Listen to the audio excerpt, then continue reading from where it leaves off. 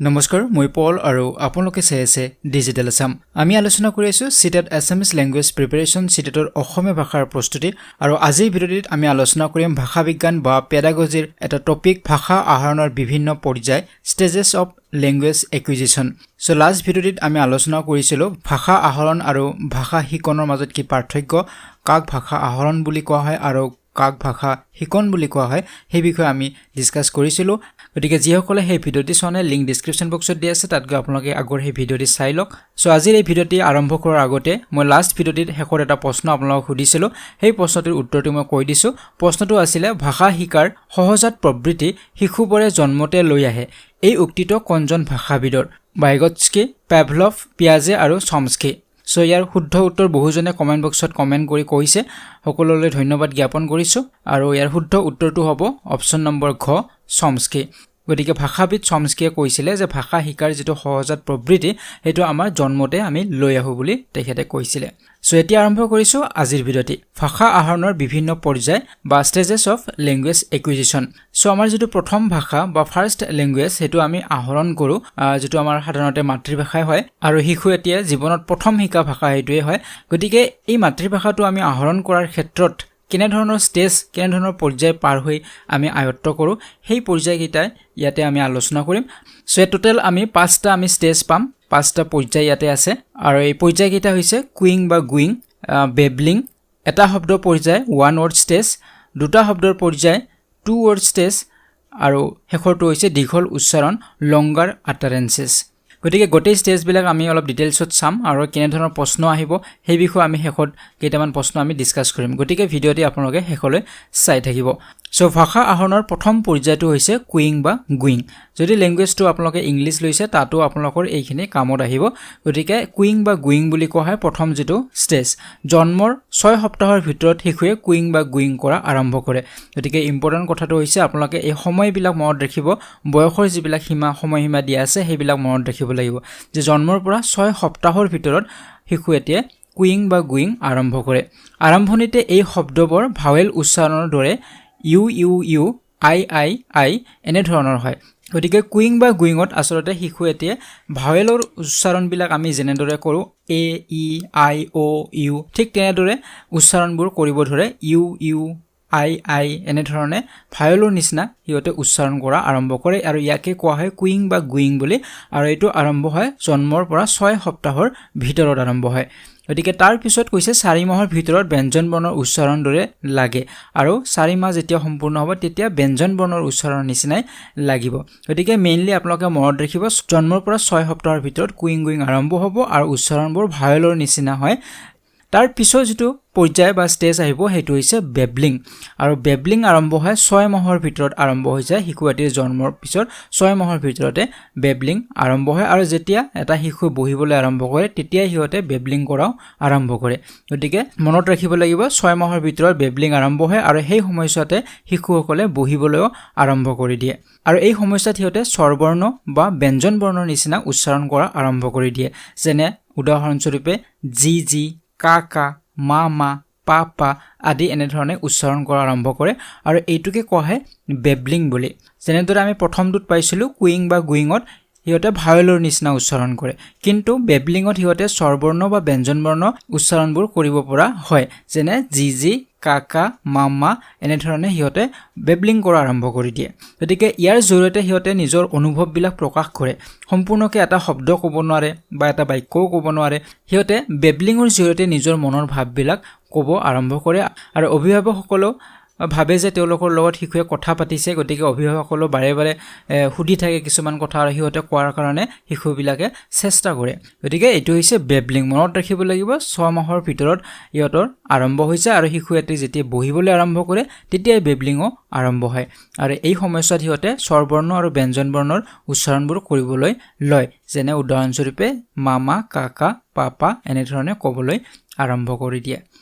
তাৰ পিছৰ যেটো পৰ্যায় আহিব হেতু হৈছে এটা শব্দৰ পৰ্যায় আৰু ইংৰাজীত কোৱা হয় ওৱান ৱৰ্ড স্টেজ বুলি কোৱা হয় এটো মনত ৰাখিবলৈ একেবাৰে সহজ ওয়ান ওয়াৰ্ড স্টেজ মানে এটা শব্দ ইয়াতে এটা শব্দহে শিশুসকলে কোৱা আৰম্ভ কৰে সম্পূৰ্ণৰূপে এটা শব্দ ক'ব পৰা হয় এই পৰ্যায়ত ইয়াৰ আগৰ পৰ্যায়বিলাকত এটা শব্দ ক'ব পৰা হোৱা নাছিল গতিকে এই সময়ছোৱাটো আহে ইহঁতৰ এবছৰৰ ভিতৰত গতিকে সময়বিলাক আপোনালোকে মনত ৰাখিব তাৰ ওপৰতে কোৱেশ্চন হ'ব যে এবছৰৰ ভিতৰত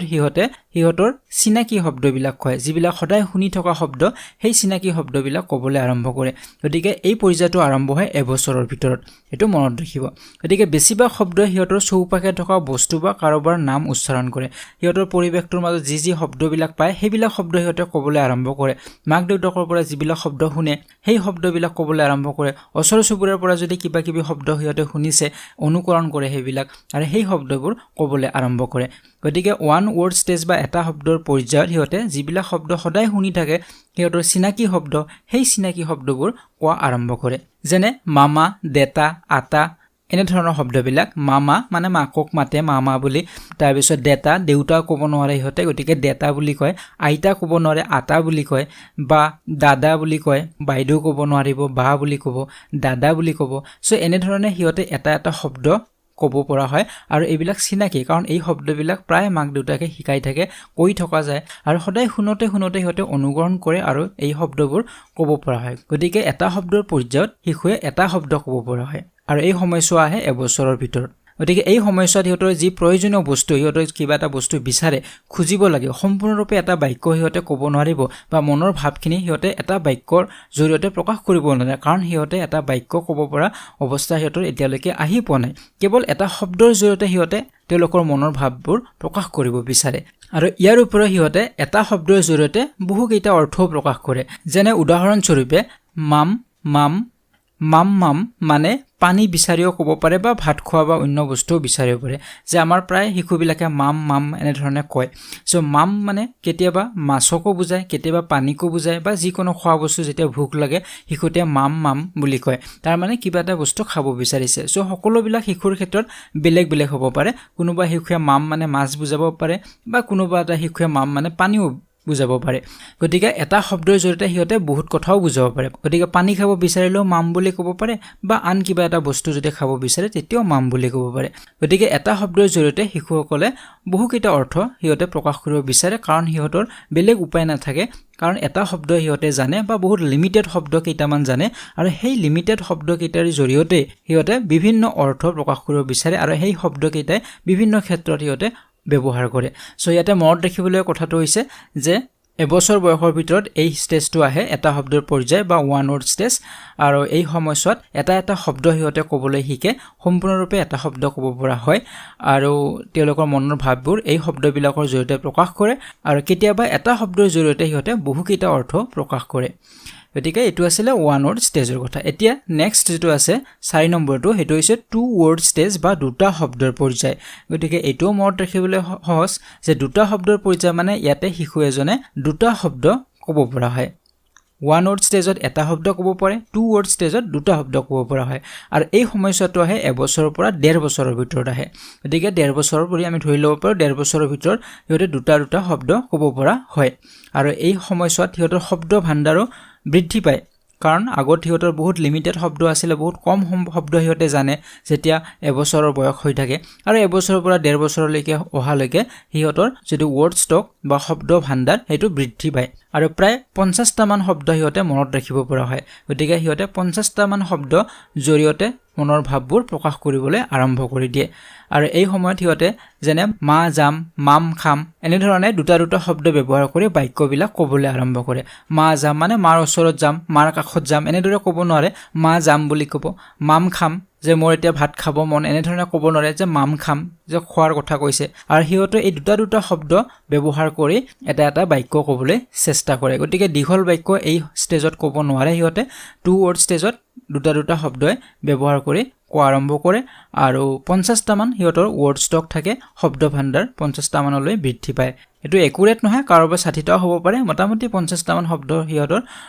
ওয়াৰ্ড ষ্টক বা শব্দ ভাণ্ডাৰ হয় আৰু ইয়াৰ উপৰিও এই পৰ্যায়ত শিশুসকলে ডাঙৰে কোৱা শব্দবোৰ শুনি থাকে আৰু শুনি তাক অনুকৰণ কৰিবলৈ শিকে গতিকে সেই কাৰণে এই সময়ছোৱাত মাক দেউতাক বা ওচৰ চুবুৰীয়া সকলোৱে সেই শিশুজনক ভাল ভাল কথা শিকাব লাগে যদি শিশুজনে মাক দেউতাকৰ পৰা বা ওচৰ চুবুৰীয়াৰ পৰা বেয়া কথা শিকিছে তেনেহলে সেই বেয়া শব্দবোৰ সিহঁতে অনুকৰণ কৰিব আৰম্ভ কৰে আৰু বাক্যত ব্যৱহাৰ কৰিব আৰম্ভ কৰে গতিকে এই সময়ছোৱাত মাক দেউতাক বা পৰিয়ালৰ বাকি সদস্যসকলৰ যথেষ্ট ভূমিকা থাকে যে শিশুটোক ভাল কথা শিকাব লাগে সো ইয়াৰ পিছৰ যেটো ষ্টেজ আহিব হেতু হৈছে দীঘল উচ্চাৰণ লংগাৰ আটাৰেন্সেস সো এই পৰ্যায়ত হিয়তে দীঘল বাক্যবোৰ ক'ব পৰা হয় আৰু এই সময়ছোৱাটো আহে 2 বছৰৰ পৰা 4 বছৰৰ ভিতৰত গতিকে শিশুটিৰ বয়স যেতিয়া 2 বছৰ হ'ব 2 পৰা 4 বছৰ বয়সৰ ভিতৰত হিয়তৰ শব্দ ভাণ্ডাৰো বৃদ্ধি পায় প্ৰায় 2000 মানটা শব্দ হিয়তে মনত ৰাখিব পৰা হয় গতিকে যেটো আমাৰ 4 নম্বৰ আছিল দুটা শব্দৰ পৰ্যায় তাত 50টা মান শব্দহে হিয়তে মনত ৰাখিব পাৰে কিন্তু তাৰ পিছৰ যেটো ষ্টেজ 2 পৰা 4 বছৰ বয়সত হিয়তে 2000টা মান শব্দ মনত ৰাখিব পৰা হয় আৰু হিয়তে এই 2000টা শব্দৰ জৰিয়তে দীঘল বাক্য নিজে গঠন কৰিব পৰা হয় যেতিয়া আমাৰ শব্দ আমি কমকে জানিম তেতিয়া আমাৰ বাক্যবোৰ সৰু হ'ব আৰু এতিয়া যেহেতু 2 পৰা 4 বছৰ বয়সৰ ভিতৰত হিয়তৰ 2000 শব্দ হিয়তৰ মনত ৰাখিব পাৰে গতিকে 2000 শব্দৰ জৰিয়তে হিয়তে দীঘল বাক্য কৰিব পৰা হয় গঠন কৰিব পৰা হয় যেনে ভাত খালো ভাত খাম ফুৰিবলৈ গৈছিল আদি কথা শুদ্ধকৈ ক'ব পৰা হয় গতিকে ইয়াতে তেওঁলোকৰ গ্ৰামাৰৰো কোনো ভুল নহয় কিন্তু আগৰ আমি পৰ্যায়বিলাকত পাইছো ইহঁতৰ গ্ৰামাৰৰো ভুল হয় যেনে মা যাম মাম খাম গতিকে সেই ষ্টেজত গ্ৰামাৰৰ ওপৰত বেছি গুৰুত্ব দিয়া নহয় কেৱল মনৰ ভাৱটো প্ৰকাশ কৰিবলৈ চেষ্টা কৰে কিন্তু দীঘল উচ্চাৰণ যেটো ষ্টেজত আহিব 2 পৰা 4 বছৰ বয়সত এই সময়ছোৱাত গ্ৰামাৰৰ ওপৰতো বা ব্যাকৰণৰ ওপৰতো গুৰুত্ব দিয়া হয় আৰু হিয়তে শুদ্ধভাৱে ভাষা এটা ক'বলৈ শিকে যেনেদৰে ইয়াতে উদাহৰণ স্বৰূপে দিয়া হৈছে ফুৰিবলৈ গৈছিল ভাত খাম ভাত খালো এইবিলাক হিয়তে কোনটো কি টেন্সৰ বাক্য হয় ধুনিয়াকে ক'ব পৰা হয় শুদ্ধকৈ ক'ব পৰা হয় গতিকে দীঘল উচ্চাৰণৰ সময়ছোৱা হৈছে 2 পৰা 4 বছৰ বয়সলৈ ওয়াৰ্ড ষ্টক হয় প্ৰায় 2000 মান শব্দ আৰু ইয়াতে শুদ্ধকৈ এটা বাক্য ক'ব পৰা হয় দীঘল উচ্চাৰণৰ যেটো ষ্টেজ আছে লংগাৰ আটাৰেন্সৰ গতিকে ওপৰৰ গটেকিটা ষ্টেজ আমি আলোচনা কৰি এইটোৱে বুজি পালো যে প্ৰথমতে ভুল উচ্চাৰণ কৰে যদিও পিছত হেয়া শুদ্ধ হৈ যায় গতিকে আমি প্ৰথমৰ পৰাই পাইছো যে প্ৰথমতে ভুল উচ্চাৰণ কৰিছে তাৰ পিছত লাহে লাহে হেবোৰ শুদ্ধকে শব্দবোৰ ক'ব পৰা হল আৰু শেষত গৈ ব্যাকৰণৰ সঠিক ব্যৱহাৰ কৰি শুদ্ধ বাক্য ক'ব পৰা হল গতিকে প্ৰথমতে কৰা ভুলবোৰ হিয়তে নিজে শুধৰাই ল'ব পাৰে গতিকে ভাষা শুদ্ধ ব্যৱহাৰ বা প্ৰয়োগ অভিভাৱকৰ ওপৰতো নিৰ্ভৰ কৰে যে অভিভাৱকসকলে কিনেদৰে ভাষাটো শিকাইছে নিজৰ ল'ৰা-ছোৱালীক হেটো ওপৰতো ডিপেন্ড কৰিব যদি ঘৰত শুদ্ধ ভাষাৰ প্ৰয়োগ হয় তেতিয়া হলে শিশুটোও শুদ্ধ ভাষা শিকিব আৰু যদি ঘৰত ভুল ভাষা শিকোৱা হয় শিশুটিক তেনেহলে সেই শিশুটোৱে অনুকৰণ কৰি ভুল ভাষাটোৱে শিকিব গতিকে মাক দেউতাকৰ যথেষ্ট ৰোল থাকে সো এই পাঁচটাই আছিলে আমাৰ ষ্টেজেছ অফ ল্যাঙ্গুৱেজ একুইজিশন ভাষা আহৰণৰ বিভিন্ন পৰ্যায় ইয়াৰ পৰা কেনে ধৰণৰ প্ৰশ্ন আহিব পাৰে সেই বিষয়ে আমি এতিয়া আলোচনা কৰিছো প্ৰথম প্ৰশ্নটো মই লৈছো ভাষা আহৰণৰ পৰ্যায়সমূহ ক্ৰমান্বয়ে হল সো ক্ৰম অনুসৰি আমি জানিব লাগিব ভাষা আহৰণৰ পৰ্যায়কেইটা এক্সামত আহিব পাৰে কেৱল আমাৰ পৰ্যায়কেইটা মনত থাকিলে নহব ক্ৰম অনুসৰি আমাৰ মনত থাকিব লাগিব যেনে প্ৰথমটো দিয়া আছে বেবলিং তাৰ পিছত এটা শব্দৰ পৰ্যায় কুইং দুটা শব্দৰ পৰ্যায় আৰু দীঘল উচ্চাৰণ একিটা হয় কিন্তু ক্ৰম অনুসৰি একিটা ইয়াতে দিয়া হোৱা নাই গতিকে ইয়াত যদি আমি অপচন কিটা চাও শুদ্ধ যেটো অপচন হ'ব হেতু হ'ব অপচন নম্বৰ ঘ নম্বৰটো তাত প্ৰথমতে কুইং আহিব তাৰ পিছত বেবলিং আহিব এটা শব্দৰ পৰ্যায় দুটা শব্দৰ পৰ্যায় তাৰ পিছত দীঘল উচ্চাৰণ আৰু মনত ৰাখিবলৈ টানো নহয় কাৰণ পিছৰ কিটাটো অটোমেটিক্যালি মনত থাকি যায় এটা শব্দ আহিব তাৰ পিছত দুটা আহিব তাৰ পিছত দীঘল আহিব কিন্তু কেৱল প্ৰথম দুটা মনত ৰাখিব লাগিব কুইং প্ৰথমতে তাৰ পিছত বেবলিং সো এনেদৰে কোৱেশ্চনছ আপোনালোকৰ আহিব পাৰে গতিকে ইয়াৰ শুদ্ধ উত্তৰটো হ'ব ঘ নম্বৰ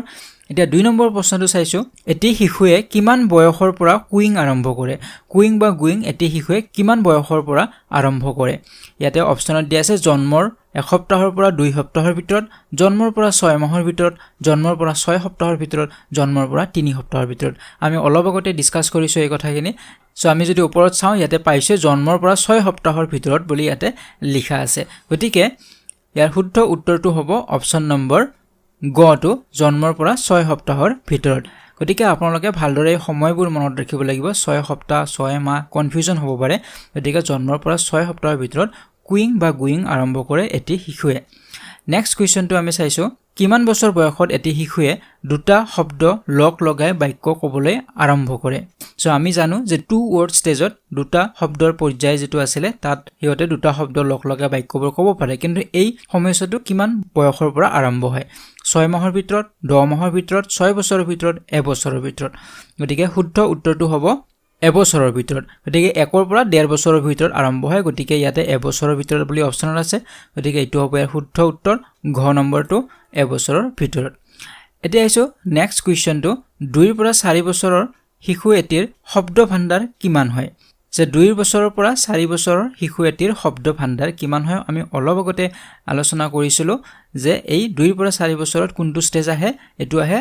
লংগাৰ আটাৰেন্সেস বা দীঘল উচ্চাৰণৰ ষ্টেজ যেটো আহে পৰ্যায় হেতু গতিকে দীঘল উচ্চাৰণৰ সময়ত হিয়তৰ বয়স হয় গৈ 2 পৰা 4 বছৰ বয়স গতিকে সেই সময়ত হিয়তে প্ৰায় 2000 টা শব্দ মনত ৰাখিব পাৰে গতিকে হিয়তৰ শব্দ ভাণ্ডাৰ হয় গৈ 2000 আৰু ইয়াত অপচনত আছে অপচন নম্বৰ ঘ সো এনে ধৰণৰ কোৱেশ্চনে আহিব পাৰে এই টপিকটিৰ ওপৰত গতিকে আপোনালোকে ভালদৰে চাই লব আৰু এই পিডিএফ ফাইলটো যদি আপোনালোকে বিচাৰে লিংক ডেসক্ৰিপচন বক্সত দিয়া আছে তাত গৈ আপোনালোকে ডাউনলোড কৰি লব পাৰিব আৰু যদি ভিডিওটি ভাল লাগিছে লাইক আৰু শেয়াৰ কৰিব নপৰিব যদি প্ৰথমবাৰ মোৰ চেনেলটি ভিজিট কৰিছে তেনহলে চেনেলটি সাবস্ক্ৰাইব কৰক আৰু কাষত থকা বেল আইকনটি প্ৰেছ কৰিবলৈ একেবাৰে নপৰিব পৰৱৰ্তী ভিডিওত পুনৰবাৰ লগ পোৱাৰ আশাৰে আজিলৈ বিদায়